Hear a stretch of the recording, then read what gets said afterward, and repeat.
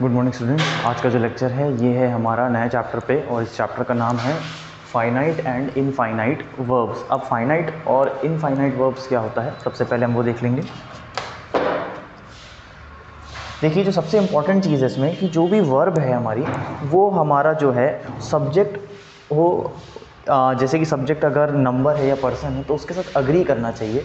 तो यानी कि एक सब्जेक्ट के साथ वर्ब का एक कॉम्बिनेशन होना चाहिए जिससे एक मीनिंगफुल सेंटेंस जो है वो फॉर्म हो सके। अगर एक मीनिंगफुल सेंटेंस फॉर्म नहीं हो रहा है तो उसका कोई अर्थ नहीं निकलेगा, जिससे कि हमको कुछ भी समझ में नहीं आएगा। सो सबसे पहला जो इंपॉर्टेंट चीज़ है कि किसी भी एक सेंटेंस का एक मीनिंग फॉर्म होना चाहिए। तो जो फाइनाइट वर्ब्स होते हैं वो होते हैं जो किसी एक सेंटेंस के साथ एक मीनिंग फॉर्म करते हैं, यानी कि वो वर्ब जो है वो सब्जेक्ट के साथ कंबाइन होकर एक प्रॉपर एक मीनिंगफुल सेंटेंसेस को फॉर्म करते हैं। सो यही एक सबसे बड़ा जो पॉइंट होता है वो होता है फाइनाइट वर्ब्स का। सबसे पहले जो हम डेफिनेशन लिख लेते हैं।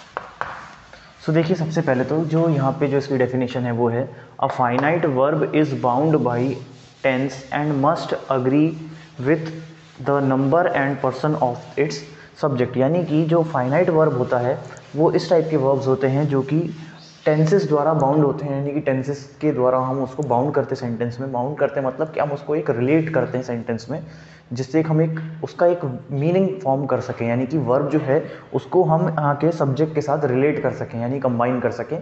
और with the and must agree with the number and person of it subject. यानी कि देखिए कि जो वर्ब है ये अपने सेंटेंस में जो सब्जेक्ट है और जो पर्सन है उनके साथ एक कॉम्बिनेशन बना सके। सो उन्हीं सेंटेंसेस को हम कहते हैं एक फाइनाइट सेंटेंसेस के वर्ब, यानी कि हम उनको कहेंगे फाइनाइट वर्ब। तो ऐसे जो वर्ब हो जाएंगे उनको हम कहेंगे फाइनाइट वर्ब। अब इनका जो एग्जांपल हो जाएगा उसको आप देखिए।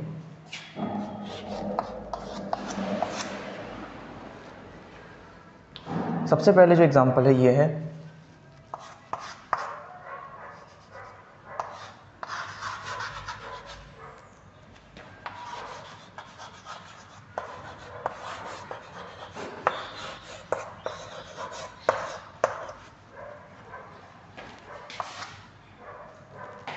देखो। सो नेहा हैज़ अ लैपटॉप। तो सबसे पहला जो हमारा यहाँ पे एग्जांपल है ये है नेहा हैज़ अ लैपटॉप। अब यहाँ पे जो वर्ब है यहाँ पे ये हो जाएगा हैज़। देखिए, नेहा तो यहाँ पे हो गया कि पर्सन हो गया, यहाँ पे लैपटॉप भी एक ऑब्जेक्ट हो गया यहाँ पे, तो यहाँ पे नाउन ही है दोनों। सो यहाँ पे वर्ब कहाँ है? वर्ब है ये कि नेहा के पास एक लैपटॉप है। सो नेहा के पास एक लैपटॉप है, तो जो नेहा और लैपटॉप के बीच में जो एक कॉम्बिनेशन बना रहा है जिससे कि हम एक मीनिंग निकाल सके कि नेहा के पास एक लैपटॉप है, वो वर्ड है हमारे यहाँ पे has a. So has a जो है यहाँ पे कंबाइन होकर बना रहे हैं नेहा हैज़ अ लैपटॉप। सो ये एक मीनिंग प्रोवाइड कर रहे हैं सेंटेंस को। सो जो यहाँ पे हैज़ ए हो जाएगा ये हो जाएगा हमारा फाइनाइट वर्ब। तो सबसे पहला एग्जांपल ये था।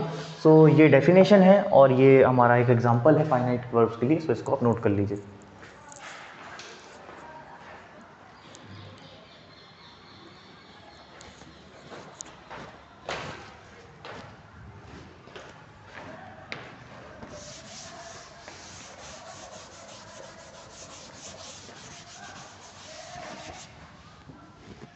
अब जो देखिए सेकंड एग्जांपल है हमारे पास यहाँ पे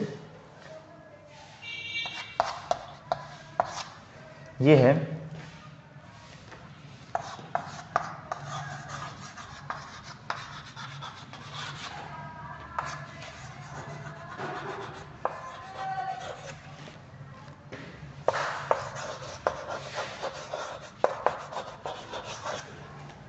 अब देखिए जो सेंटेंस है यहाँ पे, आशा एंड रेनू आर प्लेइंग, यानी कि आशा और रेनू जो है वो खेल रही हैं। सो अब आप यहाँ पे देखिए कि आशा एंड रेनू, यहाँ पे दो व्यक्ति हैं, एक आशा और एक रेनू। सो यहाँ पे जो नंबर ऑफ पर्सन है, जैसे कि हमने पहले बात करी थी कि नंबर ऑफ पर्सन भी इसमें बहुत ज़्यादा मैटर करता है।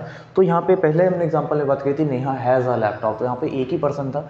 अब यहाँ पे दो पर्सन है, एक आशा है और एक रेनू है। सो यहाँ पे दो पर्सन है, तो आशा और रेनू जो है वो क्या कर रहे हैं, तो वो खेल रही हैं। सो वो they are playing. So are playing जो प्लेइंग जो हो गया, ये तो हो गया वर्ब आपका, ये हो गया आपका प्रेजेंट कंटिन्यूस टेंस में। तो आर लगा है तो आर प्लेइंग, तो आर प्रेजेंट टेंस का फॉर्म है आर, और वर्ब के साथ आईएनजी है, तो ये हो जाएगा आपका प्रेजेंट कंटिन्यूस टेंस के फॉर्म में। सो प्रेजेंट कंटिन्यूस टेंस के साथ साथ जो है हमने इसको कंबाइन किया है। सो यहाँ पे आप देखिए जो आर है ये दो चीज़ें कर रहा है।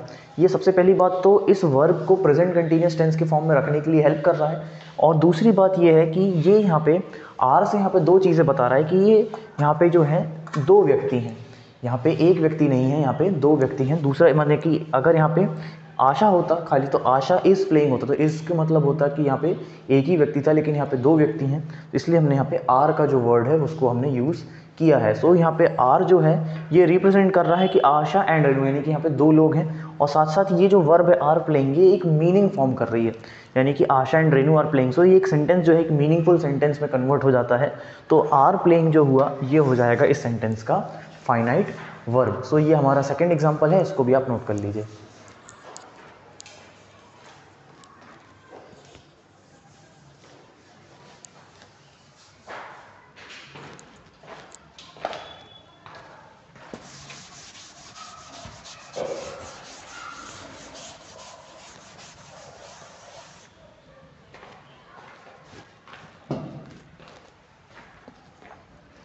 अब जो नेक्स्ट हमारा एग्जांपल है इसके लिए,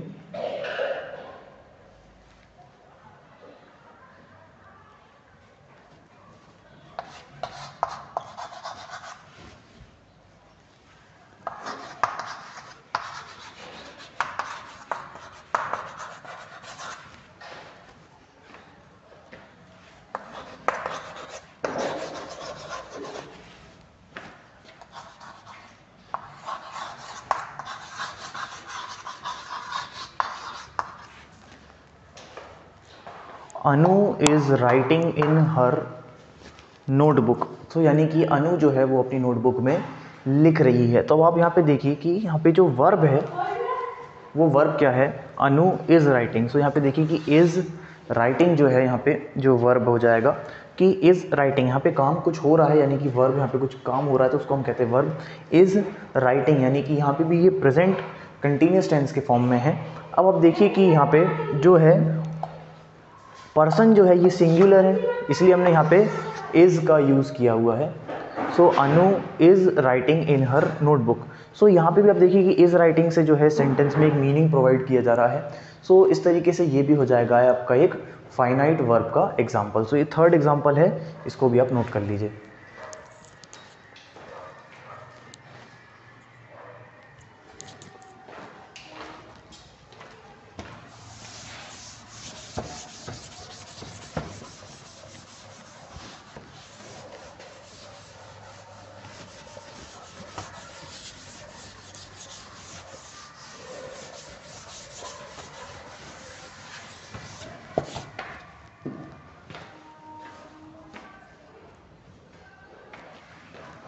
अब जो हम लिखेंगे, अब जो है इनफाइनाइट वर्ब्स के बारे में हम लिखते हैं। इनफाइनाइट वर्ब्स को हम नॉन फाइनाइट वर्ब्स भी कह सकते हैं। इनको हम इनफाइनाइट के साथ साथ हम इनको नॉन फाइनाइट वर्ब्स भी हम कह सकते हैं। सो इसको जो डेफिनेशन हो जाएगी,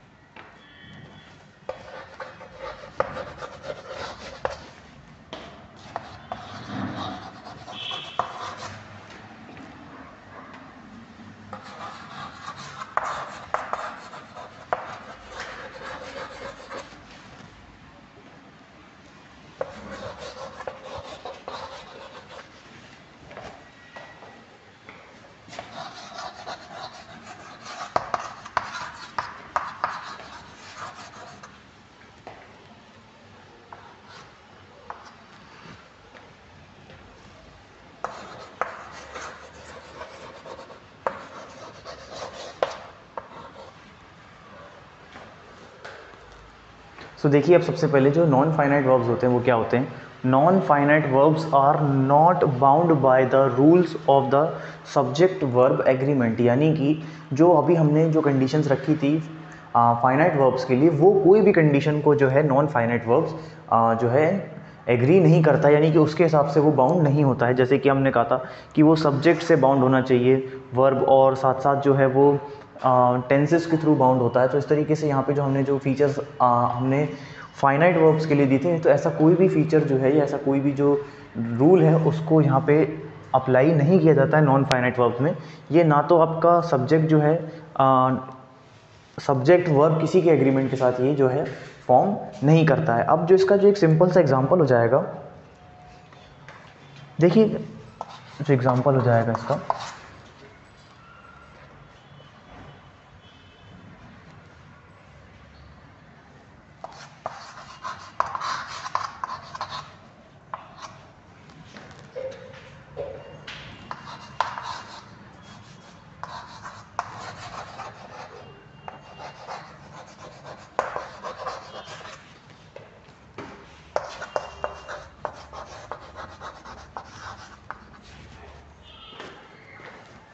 ऋतु इज़ लर्निंग टू डांस, यानी कि ऋतु जो है वो डांस करना सीख रही है। सो अब देखिए कि यहाँ पे एक सेंटेंस जो है ये एक तरीके से हमको ये नहीं बता रहा कि ऋतु क्या कर रही है, वो ही हमें बता रहा है कि एक तरीके से कि ऋतु क्या करती है। सो यहाँ पे आप देखिए कि ऋतु इस यानी कि वो डांस करना सीख रही है, सो यानी कि वो चीज़ हो रही है। सो यहाँ पे जो लर्निंग है ये वर्ब के साथ एक प्रॉपर जो है अरेंजमेंट नहीं बना रही है। यहाँ अगर हम कहते हैं कि ऋतु इज़ डांसिंग, सो वो एक प्रॉपर हो जाता कि, लेकिन यहाँ पे लर्निंग टू डांस, तो ये चीज़ जो है एक बहुत प्रॉपर वे में एक जो कॉम्बिनेशन है वो नहीं बनाती है।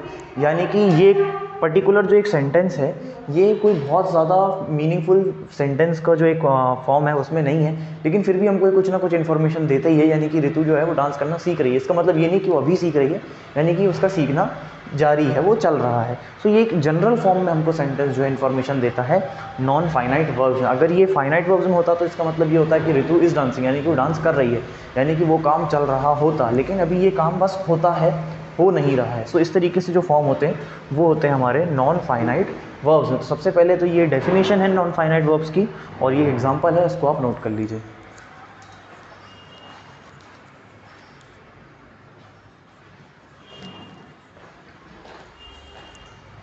आज की क्लास में हमने देखा कि फाइनाइट वर्ब्स क्या होते हैं, उसके एग्जांपल्स को भी हमने देखा कि किस तरीके से हम फाइनाइट वर्ब्स को आइडेंटिफाई करते हैं, और हमने नॉन फाइनाइट वर्ब्स भी देखे, उसकी डेफिनेशन देखी, और हमने एग्जांपल के थ्रू भी उसको समझने की कोशिश करी। आज की क्लास के लिए इतना ही, थैंक यू।